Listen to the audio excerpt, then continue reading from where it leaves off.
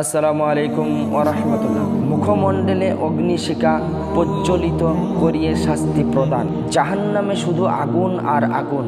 জাহান্নামীদের মাথা থেকে পা পর্যন্ত সমস্ত শরীর আগুনে নিমজ্জিত থাকবে।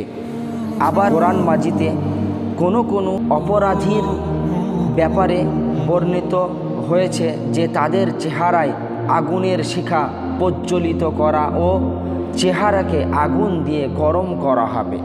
আল্লাহ বলেন, সেদিন তুমি অপরাধীদের দেখবে শৃঙ্খলিত অবস্থায়, তাদের পোশাক হবে আলকাতরার আর অগ্নি আচ্ছন্ন করবে তাদের মুখমণ্ডল। সূরা ইব্রাহিম 39-50।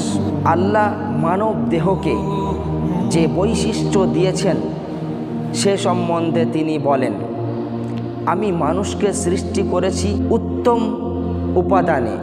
সূরা আত-তিন 4 নম্বর।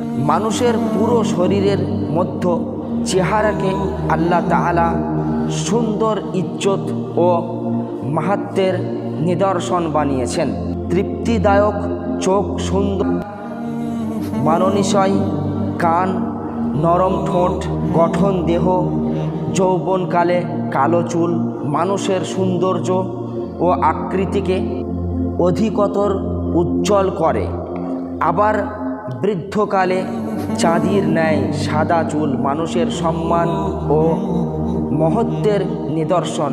চেহারার উক্ত সম্মান ও মহত্বের মর্যাদায় রাসূল সাল্লাল্লাহু আলাইহি সাল্লাম এ পরামর্শ দিয়েছেন যে স্ত্রীকে যদি মারতে হয় তবে তার চেহারায় মারবে না। ইবনে মাজাহ।